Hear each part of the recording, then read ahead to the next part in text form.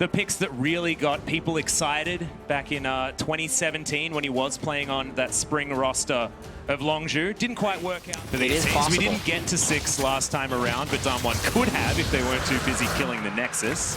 Very frustrating. And I've been told a few times that this particular Drake take, not so good. So we'll see if this ends up happening, but now this side of the map should belong to HKA. What I don't like is the fact that the Rakan is still running up the jungle right now.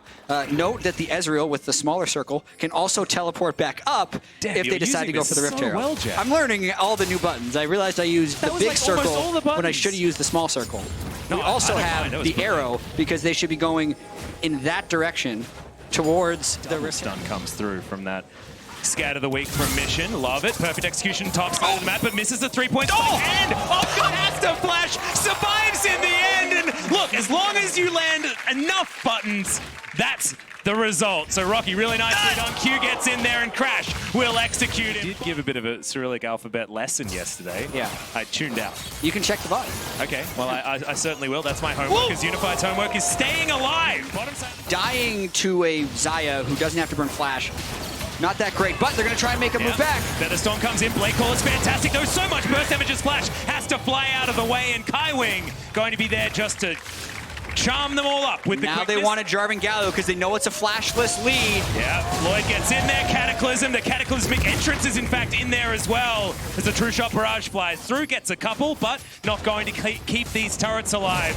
As Unified with full health isn't going to be able to save on the way out to stop Crash from following up. As, okay, walks into a sphere, that's bad. Oh, the extended range so good from a couple of patches ago as Crash now caught out of position. The unleashed power, is it going to be there? No, it's not, as Crash is just going to fall. And now G4's got to be there. We want to confirm 3Z ran all the way down. All right, play it by the numbers. They'll trade an Infernal Drake for the outer. Beautiful. We just need a little love heart. Can you draw that?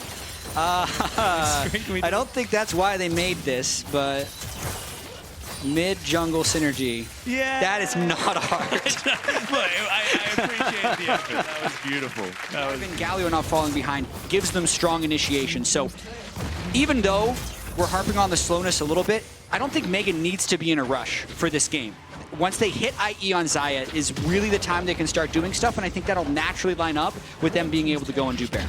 Yeah, and I think they understand that as well, because they even just gave up an Infernal Drake, thinking that regardless of whether or not we have that, we have a composition that is just going to be able to do more things in the later stages of the game. They're gifted over the second Ocean Drake. Seems like they really like these ones, as we're playing with the minimap once again. Where are we going, Jeff? Well, okay, I meant to do the solid line. Okay. They're splitting the map. If you just look at the color of the wards on both sides, if they can get that, that's actually just really set big. the ward right there if you wanted to. But there's like 6 wards on the screen. Very low. The fight is in now as the grand entrance going to be answered by the heroic one, and maybe that one's going to be Featherstorm timing is brilliant. Oh, Jewel flashes, gets the recall on the feathers, but in the backline, Mission is going to get taken down. Rocky diving throughout this fight as G4 doesn't find the Winds of War, but does he have HKA where he wants them so far? It's 4 versus 3, but the Mega Gnar's in, stopwatched so stunningly from G4, gets a little bit of a taunt on the Mega Gnar, but he's so healthy as Rocky dives on through with the Shuriken backflip and survives the turret shot. Mega with a team that were able to win out in the team play.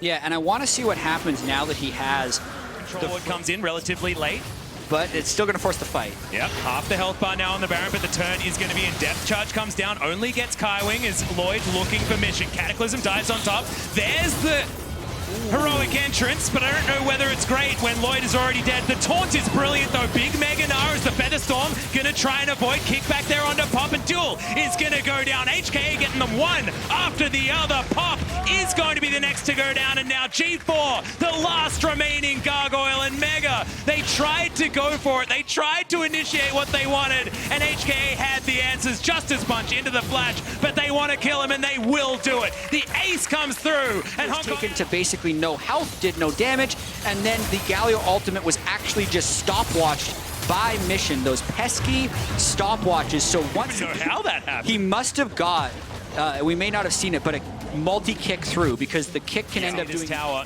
not going to be long for the world. And as we were talking about, that gold graph is indeed finally HKA get up from the depths. Yeah, and MEG are really showing an inability to take their small leads into advantages. The find a team fight that they're looking for, but it's misexecution in the last fight that's really putting them behind. And now HKA is splitting the map and denying that attempt. Absolutely no vision in the jungle whatsoever. So trying to get a flank engage, which is what I think they really need, is difficult. Still 42 seconds on this Baron as well, which is already a very positive power play. HKA just looking to continue. Nice double stun. Oh, there it is. Very, very low. There's another cataclysmic entrance, but Lloyd going to put it somewhere where we're not going to get any knockups. It's just used defensively. And if that scat of the week had have landed, it might have been a dead Jarvan. Still relatively tanky, but it did cost them the inhibitor turret bottom side of the map, and they're just bleeding objectives now. As Mega, they can't play against the maneuverability of Hong Kong Attitude because they start their combo, they look for it, and then there's arcane shifts, there's safeguards, there's grand entrances, battle dances. Speaking of which, we're diving into the backline now. The quickness is brilliant, but the taunt is even better. G4 getting the work done, takes down Mission as the dive into the backline crash, gets one off the end as Pop is going to do exactly that. And the turret is going to join in this fight. Bladecaller doesn't get any joy. It's back to the fountain for the majority of Mega, and Kaiwing now is going to be tanking up this turret. They'll ignore the backdoor bonus. They're able to get the kill on him this time, and here again, 6 Drakes, but the more normal ones are going to... Opening the opportunity. Might have a flank finally. Yeah, there's the knockup. Looks for Unified, but doesn't get there, as now it's just Lloyd by himself on the backline. No heroic entrance going to come in there as Lloyd just left on his lonesome, but he's not taken down just yet. 2 kills there for HKA, though, and Lloyd was ignored. They just killed everyone else. We've got the instant interrupt on the heroic entrance. Dale now just in the backline trying to survive. He's done it for quite some time, but now Lloyd, no damage. That's the ace, and it's clean for HKA. Mega fall apart down the stretch, and HKA just kind of wait for Mega to try and engage on them. This is going to be the game. 2 games in a row against Mega. They eat the early game deficit and come back in the late game. Yeah, it feels like 2 almost identical games with very different team compositions, but the tail of the tape is basically exactly the same. The Nexus will fall down, and Hong Kong Attitude are going to draw first blood here for Group C.